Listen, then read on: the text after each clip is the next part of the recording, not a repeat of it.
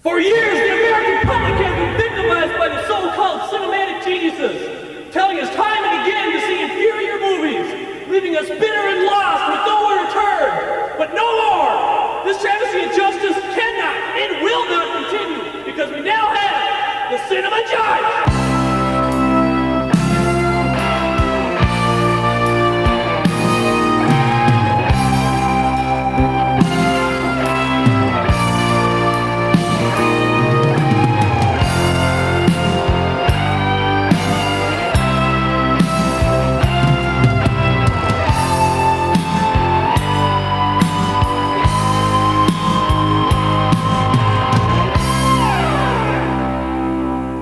Hello and welcome to the Cinema Judge. Approaching the bench today, we have the Netflix film, The Old Guard. Before we get to that, for the first-time listeners out there, I'll tell you a little bit more about me. I've been doing this show now for over 20 years in Bloomington, Minnesota on cable access. And if you ever want to watch that show, because every podcast has a show, but not every show is a podcast. And on the show, I have B-roll and some scenes that you can't play on a podcast because not all scenes play well without, proper visual. So if you ever want to watch the show, and on the show, I'm not on it at all. It's all interviews and scenes and B-roll. Go to blm.mn/btv-shows. And when you get to there, just type in Cinema Judge. And then all the shows will come up. Obviously, not all shows from 20 years have been there, so they've just recently started putting stuff on demand. But at least there you can watch any of these shows on demand. Now, this show, The Old Guard, this is really enjoyable. I thought it was maybe sometimes these kind of movies come out, you think, okay, it's just going to be a hack job, just your generic run-of-the-mill action film. But it's so much more because so many people are involved that are just so high quality. The writer of this film, Greg Rucka, is actually from his graphic novel. So he actually wrote the screenplay. So when the actual writer is involved, everything he wants or they want will be in there, and it's going to be really good. And also, he's written that, but then he's also the creator of the TV show called Stumptown. And if you've never seen it, give that a shot. It is so well done. It's not like anything else you really see on TV, but that's also what he does. And this movie is directed by Gina Prince, and I'm not going to say her last name right, so I apologize. It's Gina Prince-Bythewood. She's directed things like Secret Life of Bees, Beyond the Lights, some of the TV shows, Cloak and Dagger, and Shots Fired. And she handles this big, monstrous production just incredibly. She's a great talent, so I'm glad they're getting new blood out there, new eyes on projects, not the same old people all the time. They're bringing in a diverse crowd to make movies today, and that's just wonderful. And this movie stars Charlize Theron. She plays Andy. And again, because she's a producer on this film, she cares about it, and she's done, you know her. She's been in Monster, Mad Max Fury Road, Snow White and the Huntsman, Tully, Atomic Blonde, the Fast and Furious series, Bombshell that just recently came out, and she's, producer on Bombshell. And if you've never seen the show Mindhunter, incredible. She's the producer of that. She's not in it, but she has her hand in producing it. One of the greatest TV shows ever. And it's just fantastic. So she's in here, and she's an immortal. And they're part of this whole group that are out there trying to help people. And they go out on adventures. Because, essentially, after thousands of years of being alive, what are you going to do? So they choose to help people. So it's really well done. So coming up first, we're going to have Greg Rucka. Again, it's his graphic novel. In the writer of this, he's talking about how this compares to other films in the same vein. So here he is talking about that. I think the thing that sets The Old Guard apart from other stories of its kind, and we've talked about this in the sense that, stories about people who cannot die are not new. They're ancient. We have vampire myths and other stories beyond that. But I think one of the things that the old guard does is really interrogate with emotional honesty what it would be like. And I don't think necessarily that's the first time that's been done either, but I do think it is the first time, to my knowledge, that the question has been asked as pointedly as it's asked in the old guard, and allows for a diversity of answers, that every character in the story has a different take on it. Coming up next, we have the director of the film, Gina Prince-Bythewood, talking about how she felt when she first read the script. So much spoke to me about this story. When I first read the script, honestly, I knew within 5 minutes of reading that I was in. I loved the story. I loved the fact that it kept surprising me. I loved the fact that two women were at the center of this, one being a young Black woman in a heroic role, which is so needed always, but especially at this time. I love that this film had something to say about finding your purpose, about doing good in the world. And I love action. I love action films. And here was an opportunity finally for me to be able to play in the big sandbox and bring my aesthetic to the genre. And that was very exciting to me. Up next, we have the writer, Greg Rucka, talking about the process of getting it from graphic novel to film. It was an extraordinary journey, just the whole process of adaptation, because it really started with Skydance and with the folks at Skydance who had fallen in love with the old guard, and then, were very active in guiding me through the screenplay process. And then when Gina came aboard, immediately her passion for the project just drove me and was energizing and exciting, and absolutely made the script better and better. I'm never quite sure how to answer it, because I don't have a whole lot to compare it to. All I know is that I will be incredibly fortunate if on the next movie I get to write, I have an experience remotely like this one. Like I said earlier, this movie is just loaded with top-notch actors. And coming up next, and I feel like a complete hack and a complete amateur, but again, I'm going to try to say this gentleman's name, and I know I'm not even going to come close, but his name is Chiwetel Ejiofor. He plays Copley. I know I said that wrong, and again, I apologize, but he's in 12 Years a Slave, Dirty Pretty Things, 2012, did a voice in Lion King, and there's also in I could never even say this movie either, Maleficent, the Mistress of Evil. Anyway, he plays Copley, and here he is talking about his character. I play Copley, who's a former CIA agent who gets involved in the story because he's now setting up some of the gigs that the old guard get up to, ostensibly to do good, to help in the world, and so on. But as you know, his character and this character and several of the other characters, there are ulterior motives at play.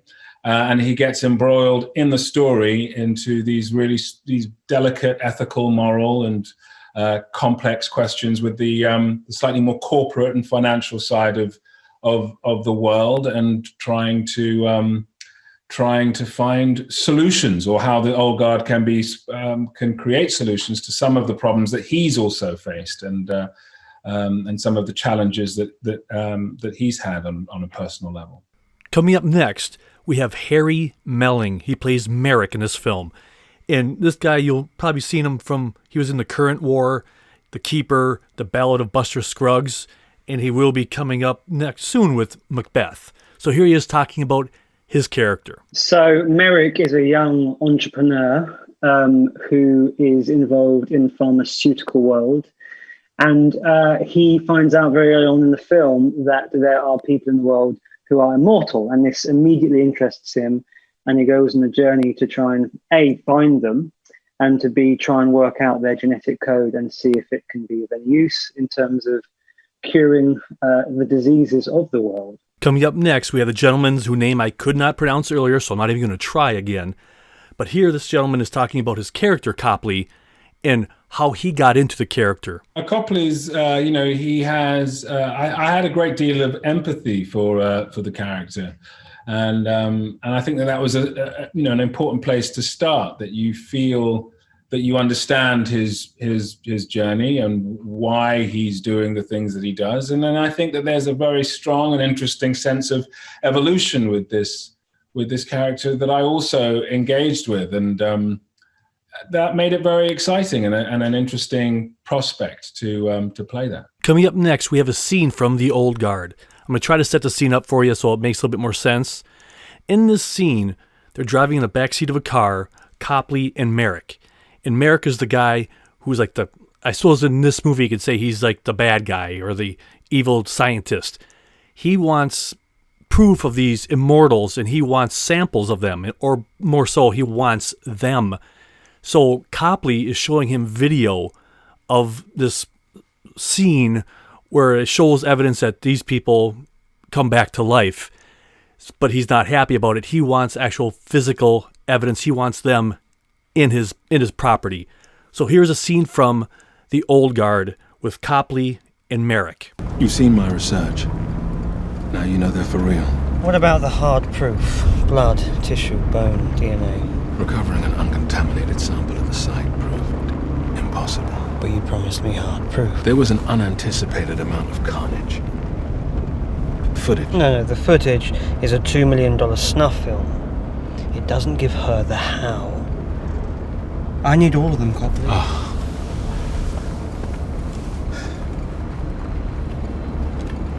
I think I can get you one. No, not one. All. These are extraordinary individuals. They are extremely resistant to capture. Coming up next, we have Charlize Theron, who plays Andy, talking a little bit more about her character.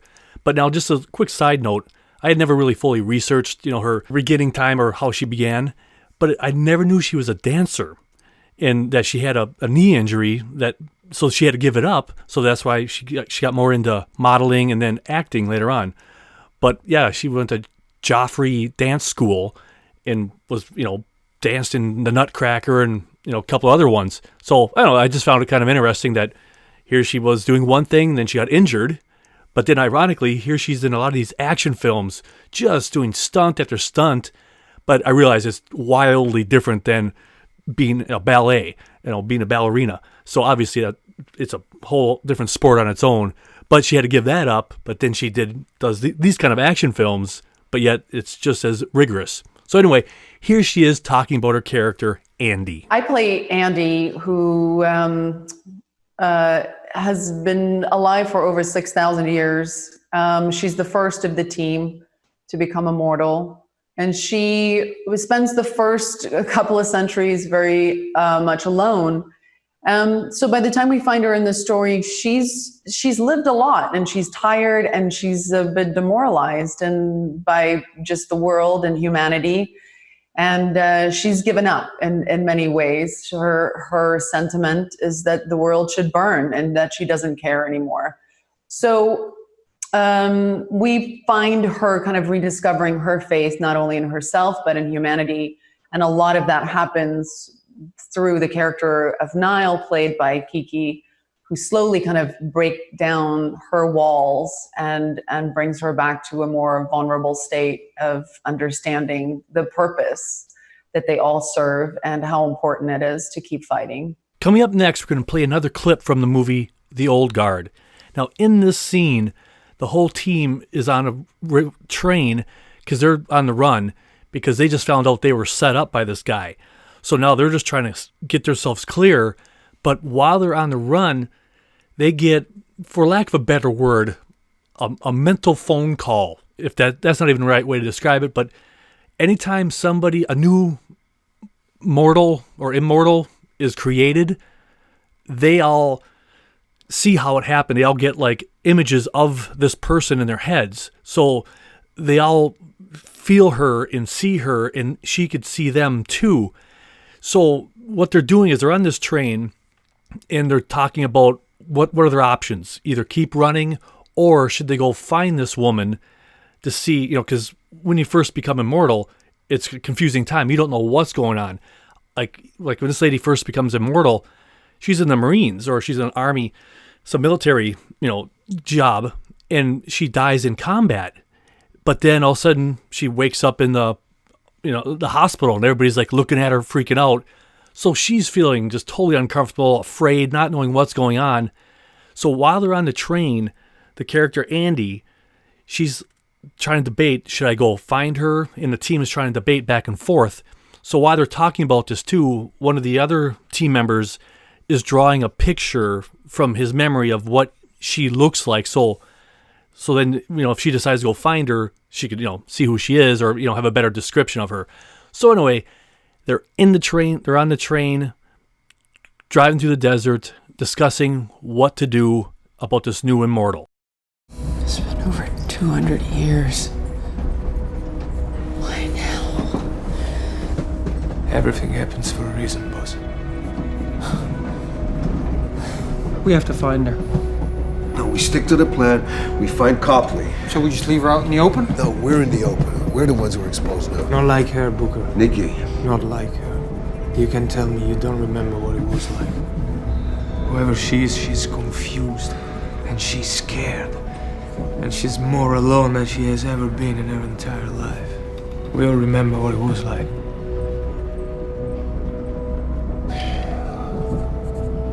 She needs us. I'll handle the retrieval. Hey, boss, come on. If we're dreaming about her, she's dreaming about us. That makes her a beacon straight to us. Jesus. She's just a baby. Coming up next, we have Kiki Layne. She plays Niall Freeman, the newest immortal. You've probably seen her in If Beale Street Could Talk, Native Son, and she'll be in the next Coming to America 2. So that alone is just plain exciting. So here's Kiki Layne talking about her character. Niall, she is the newest immortal. There hasn't been a new one in 200 years. So, by the time the story starts, like what Charlize was saying about Andy, Niall's on the complete opposite of that. This is all extremely new to her. And she's just trying to find a sense of purpose in all of it. Why was she given, this ability, and why was she given it at this time? So that's the biggest thing, that she's trying to make sense of. What is this new life for her? And I was drawn to her because there is so much to explore in that, to have a character who is experiencing this, very profound change in her life and trying to find purpose in that. But then at the same time, I thought it was super dope, the opportunity to, be an action hero and to, be kicking some ass. So, yeah. Coming up next, we have Kiki Layne, who plays the newest immortal, talking about what's her hope this film will lead to future in the industry. That now somebody like her, being an African-American woman, hopefully now more people will be put into that position in hopes that change will continue to grow in the industry. So here is Kiki Layne talking about the impact and hopefully the future. I hope that one, on the industry side of things, I hope that it opens doors for more Black actresses to be able to tell these types of stories. We are daily, superheroes, and I feel like that needs to be represented more in cinema. But then with everything that's going on, I just hope that people really are able to tap into the strength and the pride of seeing a Black woman who is fighting and who is so committed to the greater purpose of the warrior that she is. That's one of the big things that Niall asks throughout the film is, but why? Why have I been given this ability? Why have I been given this ability at this time? Because she knows that it is something bigger than herself. It's not just about her. And I think that with all that's going on right now, that's a big question that all of us are being asked globally of, how should we be using this time or whatever gift, ability, whatever that may be that we have. In the next clip, I'm going to try to set this up for you. Charlize's character, Andy, having a conversation with Kiki, the Niall character, the young kid. What happened is, in the scene, to set it up, they were driving down the road in a Jeep, and then Niall was like, hey, I got to get out of here. I don't know what's going on. So she just throws herself out of the Jeep, and then Andy comes out and says, hey, I realize you're scared. You got questions. Just come with us, and we'll explain everything. So here is another clip from The Old Guard. Who are you? I lead a group of immortals. An army, I guess. Soldiers. Fighters like you. Look. You've got questions, kid. I get it. You want answers? Get back in the car. Up next, we have the director of The Old Guard talking about how much he appreciates the original material and the strength of having two strong women at the base of this story. Foremost, I give all props to Greg Rucka, who created such incredible characters and put them in this great story. They inspired me. And once you have these great female characters, you want to make sure you have the best actors to embody those two. These are special characters. One, Andy, who's 6,000 years old, who is the best fighter in the world. But she is at a point in her life where she wants it to end. She's seen enough heartache and heartbreak. She's seen the world hurt each other over and over again, and she feels like she can't make a difference. And then you have a new baby immortal, Niall, who is honestly like the audience, somebody coming into this world and trying to figure it out, a woman who has an innate goodness and wants to do good in the world, but is so confused about what is happening and confused about this choice that she may have to make between this new family and her old family. So to get Charlize and Kiki to embody these characters, it was a gift. Both really, really good actors, both love the action genre and threw themselves into it, knowing how important it was that these two women looked dope in all of the action. Up next, we have Kiki Layne, who plays Niall Freeman, the newest immortal, talking about what separates this from other superhero films. And quite frankly, in my mind, when I watched this movie, I didn't see them as superheroes. I just thought them as people doing great things and, stepping up and just doing what you're supposed to do, or I don't know, supposed to, but amazing that they did it. So I see this as much more than a superhero film. They're somewhere else. This is grounded. I know it's far-fetched and it's implausible, but for whatever reason, they make this film feel very grounded and realistic, and not like all those superhero films. I don't want to get into it, but once you see it, you'll understand. This doesn't feel like a superhero film. It's better than that. Not that they're bad, but just this is more real. So this is her talking about that. It's how rich these characters are. I think that sometimes in superhero films, it just becomes about the fact that they are the hero and they have these really cool abilities and powers and all of that.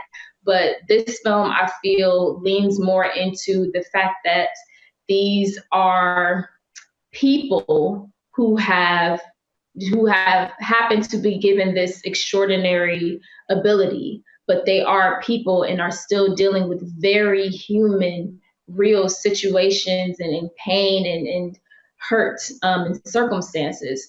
And I think that's a big part of what sets it apart. I think people are going to really relate to these characters on a deeper human level compared to other superhero films. Coming up next, we have Niall Freeman, played by Kiki Layne. She's right now meeting for the team for the first time. They're all sitting in a room, and she's hearing individual stories from each of them, how they got there, how old they are. She's just starting to get the whole grasp of how old everybody is there and how she's the first one in like 250 years. How are you all in my dreams? We dream of each other. They stop when we meet. It used to take years to track a new one. Booker was the last. 1812. No way. Yeah, I died fighting with Napoleon. So, you're even older than him. Nikki and I met in the Crusades. The Crusades?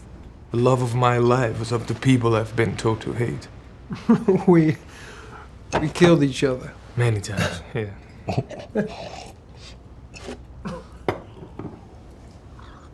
You're the oldest. Yeah. So how old are you? Old. How old? Too old. So we really never die. Coming up next, we have Charlize Theron, who plays Andy. And now, in this interview, she talks about all the training she has to do for this kind of film. So it's really kind of interesting when you hear these people behind the scenes, what it takes. Because, when you watch a movie, it just seems like it's all fluid. But it really does take months of training to get all these moves so quick and make it look natural. So here she is talking about that. Being skilled in just one form of martial arts takes, a lifetime of dedication. And I've never really practiced martial arts. So, when you look at your time frame and you have 4 months and you have to perfect all of them, it's somewhat overwhelming. But we really assessed what specific moves could translate that narrative. And so we were very, very specific in picking things that we knew that were some of my strengths. And we really honed in on them so that the technique was really perfect. And so when she has one karate move, we really spent, a lot of time perfecting the technique, the posture, and the effortlessness of it. But we had to be really smart about that because people really care about that stuff. People who love these movies, they really pay attention to that. And so you want to honor that and do it as perfect as you possibly can. Coming up next, we have Kiki Layne talking about her training. It was a lot, and we started months in advance before we started filming, which I'm definitely grateful for because this was my first experience, doing a film like this. So just having the time before there's, all these cameras on me watching me do it, time to get my body adapted and to feel confident and safe in using my body in this way to help support and tell this story. But it was intense. We would be training for hours a day. And that's training in the gym, that's doing stunts, that's doing tactical and weapons training. They weren't playing around. So thank you to our entire stunt team. They were amazing. Coming up next, we have Greg Rucka. This is the guy who wrote the screenplay for this film, and it's based on his graphic novel. And in this interview, he talks about how each individual person has to find a purpose, just kind of us in life. Sometimes you have that grind day in, day out. You think, what am I doing? Well, we all sometimes have to find a purpose of why. And what am I getting up for? What am I doing every day? Especially when you fight the whole battle of immortality. Okay, you can only party or live it up for so long or do, fun things. Eventually you think, hey, maybe I could help. Maybe I could correct some people's mistakes. I've seen them happen over and over and over like we all have. But if you have to live it all the time and see it year after year, hundreds of years, thousands of years repeating itself, I think sometimes people like this, they say, hey, what can we do? Well, we'll have to try to find a purpose. Well, here is the screenwriter and the creator of that, explaining it in his words. Well, they don't know. And that's kind of the point, in the same way that we don't know. We live our lives and we provide a direction to our lives. And one of the things that provides that direction is knowing that our lives have an end. And one of the things that knowing our lives have ends drives us towards is wanting to leave something for ourselves and for others, for the people we care about, to make what we leave behind better. So that on some level, as we try to get through our days, we also are trying to make the days to come easier, if not just for ourselves, for the people we care about. So in that, they can't articulate to you a mission. Nikki would say, the purpose is to help. We're here, we want to help people. And nobody on the team would disagree with that. They might argue about the relative merits of the kind of help they're able to offer. But, viewing it in terms of a lot of what this movie is about is in many ways defining and refining a purpose.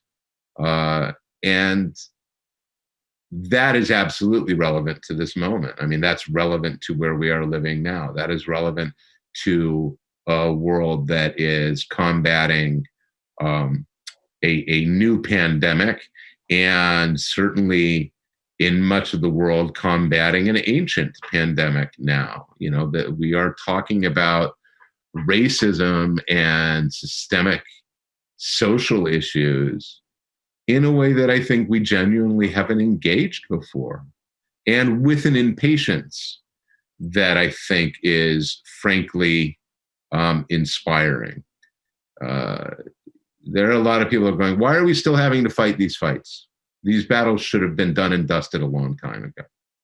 And now imagine that you're 1,000 years old. You're going to be agreeing with that. You're going to be like, yeah, I thought we were through this one already. So, you know, I think it's very relevant for where we are today. We hope you enjoyed our in-depth look at The Old Guard. Now, this movie is streaming on Netflix.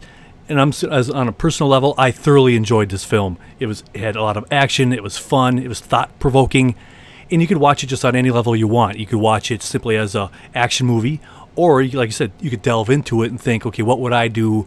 And the greater meaning of it all. There's one other part that I was going to mention too, and this isn't giving away too much, and it won't even reference what it compares to. But you know how every movie has a little slice of something in it from another movie? Well, in this movie, I realized at one point, hey, there's a little bit of Jumanji in here. And for those who've seen this show in Jumanji, the recent reincarnation of it, you might catch that little nod of what I'm talking about, how just... Anyway, I don't want to give too much away, but I go, hey, there's a little nod to that. But this truly is a fun movie. And on the same weekend I watched this, I also watched another movie that is called Palm Springs. And even though there's two separate movies, one's a comedy and one's an action film, when you watch them both back to back, it's almost like they have the same meaning, the same message, if you will. So that's, has nothing to do with the show, but I just happened to watch them back to back, and they both have the same kind of, they meet in the middle and say, hey, this is what you should do. Or, anyway, if you watch it, you'll see what I mean. But anyway, so I do appreciate everybody who's listened all over the world, in the United States. Like I said, you have millions of places to go to, tons of things to listen to, but you drop by to give me a listen, and I am very, very grateful for that. So I thank you so much. I mean, people from France, Sweden, United Kingdom, Mongolia, the Ukraine, for crying out loud, Ohio, Wisconsin, New Mexico, like I said, France, Virginia, Wales. It's been just everybody who's reached out. New York, thank you in New York for listening. I really appreciate it. So if you guys have any questions, comments, concerns, ways to improve the show, please feel free. Let me know. If you don't like it, let me, how can I improve it? And because I'm here to talk about movies. I'm not here to rant and yell about movies or about people in the movie. I just like movies. So if you think of a way to make this better, let me know. Until next time, I'm Jeff. Thanks for listening to The Cinema Judge.